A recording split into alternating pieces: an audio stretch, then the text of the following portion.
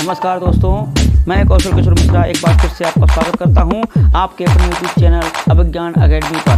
दोस्तों, हम लोग जैव प्रक्रम को पढ़ रहे थे। जैव प्रक्रम में हमने पढ़ा था कि जैव और प्रक्रम में दो शब्द हैं, जैव और प्रक्रम। जैव का मतलब है सजीव प्राणी, प्रक्रम का मतलब है प्रक्रियाएं। प्रक्रियाएं कौन कौन सी होती हैं? पोषण की प्रक्रिया है, श्वसन की प्रक्रिया है, वहन की प्रक्रिया है, परिसंचरण तंत्र जिसमें पढ़ते हैं, उत्सर्जन है। ये सारी प्रक्रियाएं ही पढ़ना होता है जैव प्रक्रम में। और ये किसकी होती हैं प्रक्रियाएं? सब सजीवों की प्रक्रियाएं होती हैं। फिर हमने इसमें सबसे पहली प्रक्रिया पढ़ी थी पोषण। पोषण का काम क्या होता है? शरीर में ऊर्जा का निर्माण करना। और पोषण दो प्रकार के होते हैं, सुपोषी और परपोषी, हमने ये भी पढ़ा था। उसके बाद हमने पढ़ा था सुपोषी जो भोजन बनाते हैं तो कैसे बनाते हैं? तो प्रकाश संश्लेषण की मदद से बनाते हैं। प्रकाश संश्लेषण विधि भी हमने अच्छी तरीके से पढ़ी थी। प्रकाश संश्लेषण विधि में हमने प्रकाशीय ऊर्जा को रासायनिक ऊर्जा में बदलते हुए देखा था। फिर हम अब आज शुरू कर रहे हैं मानव का पाचन तंत्र, यानी मानव में पोषण। मानव में पोषण हम शुरू कर रहे हैं। तो मानव में पोषण की अगर बात की जाए तो इसमें देखिए अंतर्ग्रहण होता, सबसे पहले क्या होता है? अंतर्ग्रहण। फिर हम पाचन इसमें होता है, अवशोषण किया जाता है, इसमें स्वांगीकरण होता है और फिर परिक्षेपण हो जाता है। अंतर्ग्रहण का मतलब है भोजन को ग्रहण करना, भोजन को ग्रहण करना। तो सबसे पहले भोजन को ग्रहण किया जाता है, उसके बाद भोजन को पचाया जाता है। क्या किया जाता है? पचाया जाता है। पचाने के बाद अवशोषण होता है। इसका अवशोषण कहाँ होता है? तो अवशोषण होता है छोटी आंत में, छोटी आंत में अवशोषण होता है। स्वांगीकरण किया जाता है। स्वांगीकरण किसकी वजह से होता है? तो पाचक रस, पाचक रस और एंजाइम से स्वांगीकरण होता है। और फिर बहिक्षेपण, यानी जो भी चीज़ें बेकार हैं उनको निकाल दिया जाता है। निकालना होता है इसमें कहाँ? बाहर। तो ये मानव में पोषण है। तो आइए हम मानव में शुरू करते हैं पाचन तंत्र। इसे तंत्र क्यों कहते हैं? तो आपको पता होना चाहिए शरीर की सबसे छोटी इकाई कोशिका है। शरीर की सबसे छोटी इकाई कोशिका है। कोशिका से मिलकर बनता है ऊतक, ऊतक से मिलकर बनता है अंग। क्या बनता है? अंग। अंग से मिलकर बनता है एक अंग तंत्र, एक अंग तंत्र। कई अंग तंत्र मिलते हैं तो बनती है शरीर। क्या बनता है? शरीर। तो एक अपना अंग तंत्र है। तो अंग तंत्र में हम पढ़ते हैं आज पाचन तंत्र, श्वसन तंत्र होता है, उत्सर्जन तंत्र होता है, प्रजनन तंत्र होता है, कई सिस्टम होते हैं। आज हम पढ़ेंगे डाइजेस्टिव सिस्टम, ये हम पढ़ने वाले हैं। तो इसमें कई अंग होंगे। तो आइए पाचन तंत्र क्या होता है, इसमें क्या काम किया जाता है? तो ध्यान रखना, जो भोजन को ग्रहण किया जाता है उसमें होते हैं जटिल कार्बनिक पदार्थ। उसमें क्या होते हैं? बोलो, जटिल कार्बनिक पदार्थ होते हैं। और जटिल कार्बनिक पदार्थों को एंजाइम की मदद से, पाचक रस की मदद से, सहायता से क्या किया जाता है? सरल कार्बनिक पदार्थों में तोड़ दिया जाता है, बदल दिया जाता है। भोजन के जटिल कार्बनिक पदार्थों को एंजाइम व पाचक रस की सहायता से सरल कार्बनिक पदार्थों में बदल जाना ही पाचन तंत्र का कार्य होता है। तो पाचन तंत्र में दो चीज़ें होती हैं, एक होता है आहार नाल और ग्रंथियाँ, और होता है ग्रंथियाँ।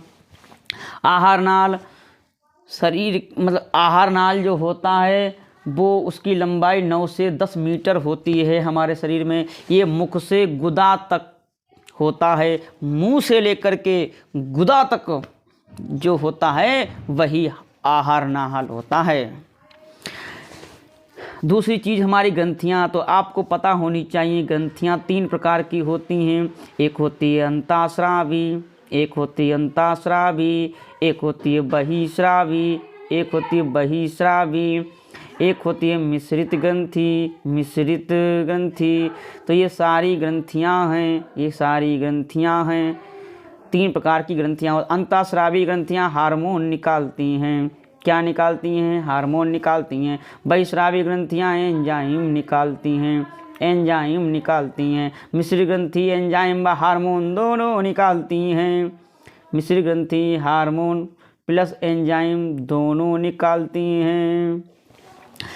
तो यहाँ पर पाचन तंत्र में कौन कौन सी ग्रंथियाँ काम करेंगी? तो पाचन तंत्र में अंतःस्रावी का काम नहीं होता है, अंतःस्रावी ग्रंथि का काम नहीं होता है, बहिस्रावी ग्रंथि का काम होता है और मिश्रित ग्रंथि का भी काम होता है। ठीक है, तो यहाँ पर हम ग्रंथियों की बात करें तो इसमें हम 3 ग्रंथियाँ पढ़ने वाले हैं।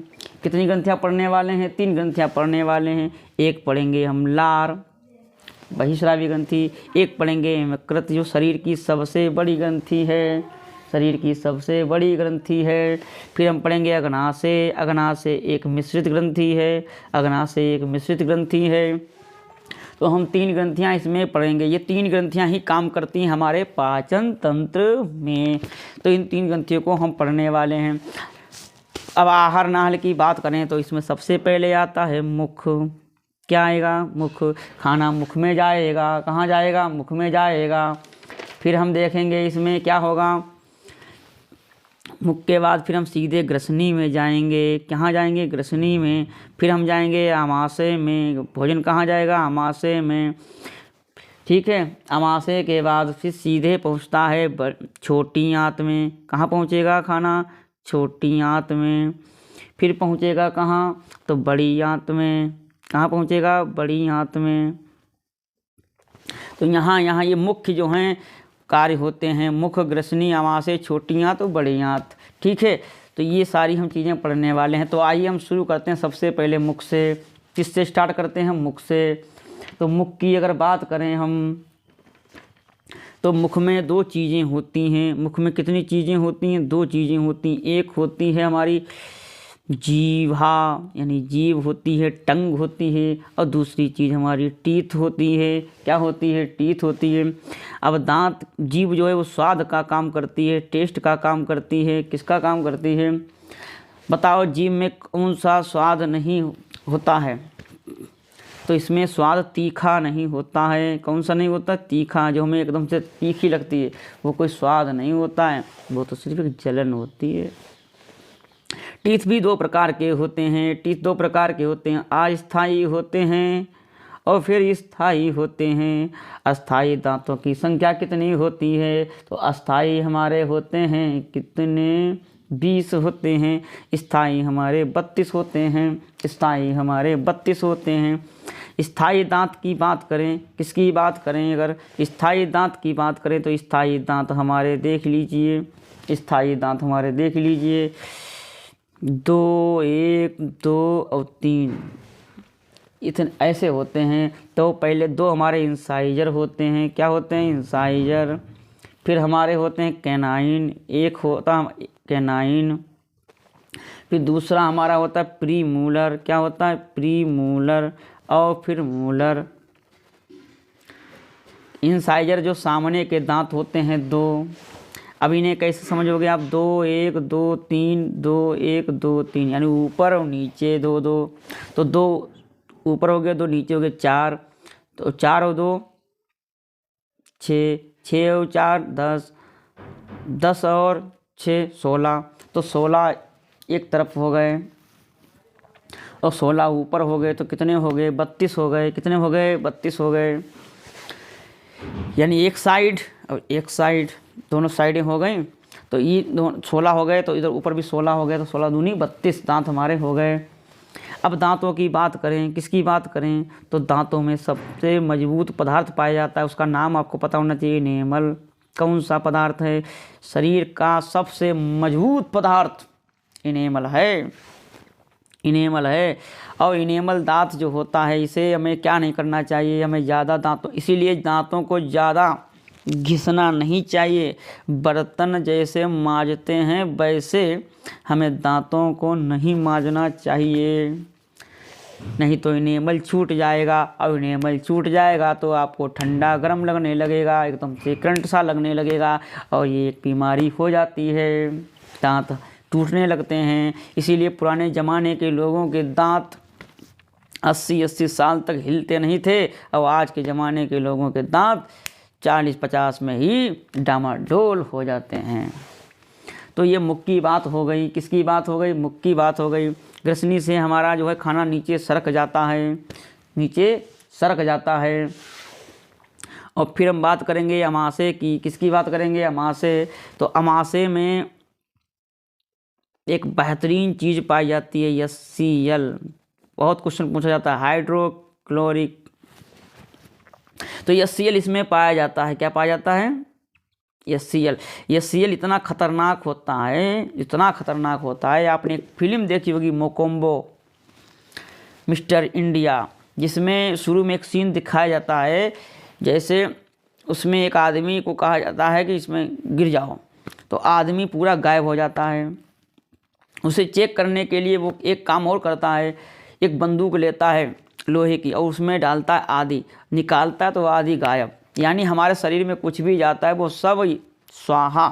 HCl इतना खतरनाक होता है, एक तेजाब है। क्या है? तेजाब है। तेजाब से भी खतरनाक समझो इसे। तो ये हमारे शरीर में होता है और जब ये ऊपर आ जाता है तो व्यक्तियों को अल्सर की बीमारी हो जाती है। अल्सर की बीमारी हो जाती है क्योंकि महाशय ने चिंगम खाई, गुटखा खाया, थूका है ही नहीं, मुंह में रखा रहा और अपना HCl ने अपना काम शुरू कर दिया। जैसे ही हमारे मुंह में कोई चीज़ आती है HCl अपना काम शुरू कर देता है, और जब HCl काम करना शुरू कर देता है तो वो ऊपर तक आता रहता है। ऊपर तक आना, अब महाशय ने क्या किया? थूक दिया, फिर से खाया, थोड़ी देर के बाद फिर से खाया, HCl ने फिर से काम शुरू किया, लेकिन महाशय ने फिर से थूक दिया। तो ये बार बार आना, और कभी कभी सीने में क्या हो जाता है? घाव हो जाता है, जिसे हम अल्सर की बीमारी कहते हैं। तो HCl की वजह से ही अल्सर की बीमारी हो जाती है। फिर हम आते हैं आमाशय में ही प्रोटीन को पचाया जाता है। किसको पचाया जाता है? प्रोटीन को पचाया जाता है। एक दूध में रेनिन नामक प्रोटीन पाया जाता है, उसका भी पाचन होता है। ठीक। फिर हम छोटी आंत की बात करते हैं। छोटी आंत में अग्नाशय का भी काम होता है। तो अग्नाशय में हम अगर देखें तो अग्नाशय में किसमें? अग्नाशय में आप देखेंगे अग्नाशय एक मिश्रित ग्रंथि है जिसमें एंजाइम और हार्मोन दोनों निकलते हैं। क्या निकलते हैं? एंजाइम और हार्मोन दोनों निकलते हैं। तो इसमें हार्मोन जो पाया जाता है, आपको पता होना, इंसुलिन। कौन सा? इंसुलिन। और जब इंसुलिन काम करना बंद कर देता तो आदमी को डायबिटीज़ हो जाती है। क्या हो जाती है? डायबिटीज़। डायबिटीज़ इसी को कहते हैं मधुमेह। इसी को क्या कहते हैं? मधुमेह। इसी को कहते हैं मधुमेह। तो इंसुलिन नामक हार्मोन इसमें पाया जाता है और इसमें एंजाइम भी निकलता है। तो ट्रिप्सिन नामक एंजाइम इसमें निकलता है। कौन सा निकलता है? ट्रिप्सिन नामक एंजाइम इसमें निकलता है, जो प्रोटीन का पाचन करता है। ठीक है। इसमें एक और एंजाइम निकलता है, लाइपेज। कौन सा निकलता है? लाइपेज। ये भी एंजाइम निकलता है।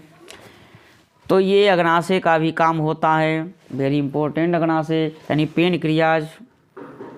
पेनक्रियाज, इसका भी काम होता है।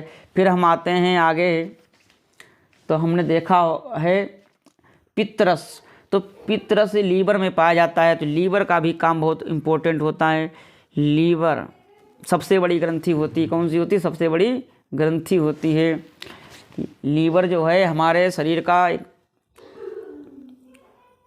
भगवान शिव कहिए, भगवान शिव, गॉड, शिवा, इसे शिवा कहा जाता है। और ये सबसे बड़ी ग्रंथि है, सबसे बड़ी ग्रंथि है।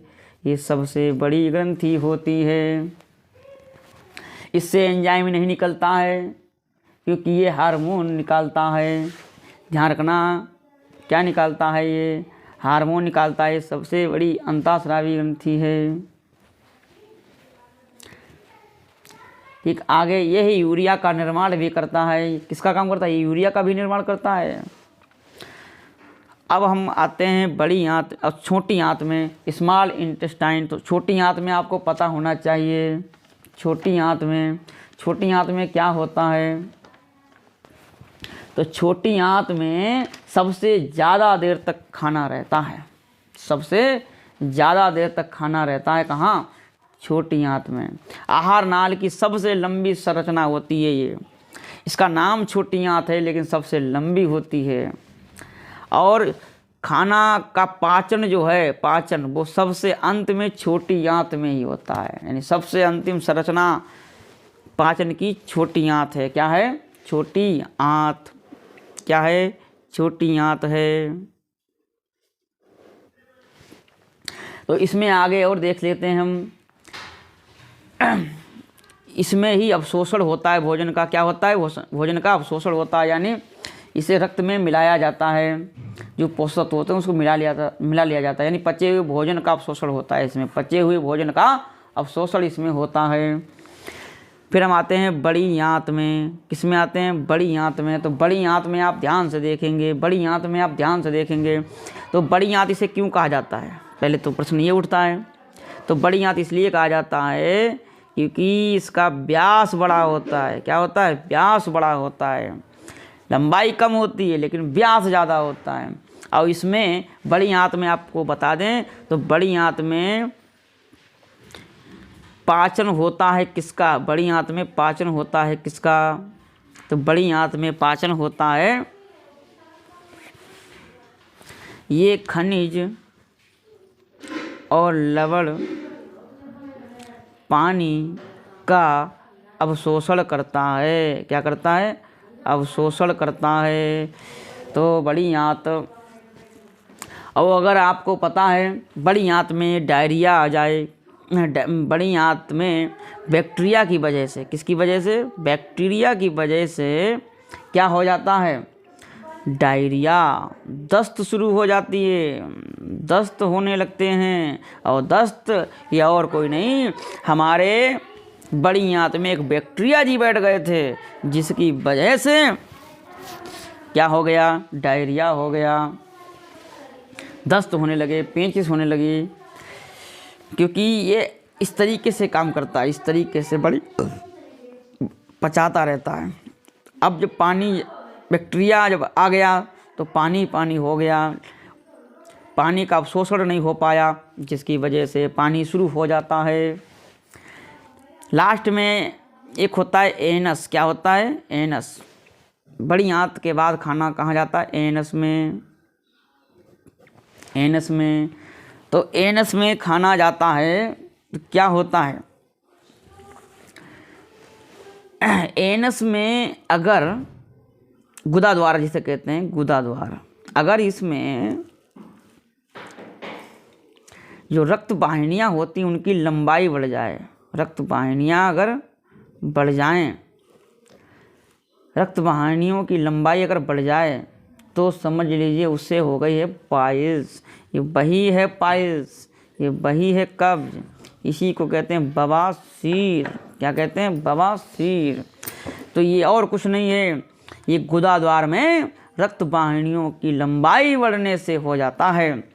और लंबाई बढ़ने से अब जब इस पर आप कुछ रखोगे, छोटी जगह से निकालोगे तो ये दबेंगी, और दबेने से ही ये जलन हो जाती है और हम सुबह सुबह मुश्किल हो जाता है हमारा। तो ये एनस में। और अगर पूरे आहार नाल की बात करें, एक बीमारी बहुत ज़बरदस्त है, अगर आहार नाल की लंबाई बढ़ जाए तो उस व्यक्ति को हार्निया हो जाता है। क्या हो जाता है? हार्निया। तो हार्निया सिर्फ आहार नाल की लंबाई बढ़ने के कारण हो जाता है। तो हमने रोग भी देख लिए।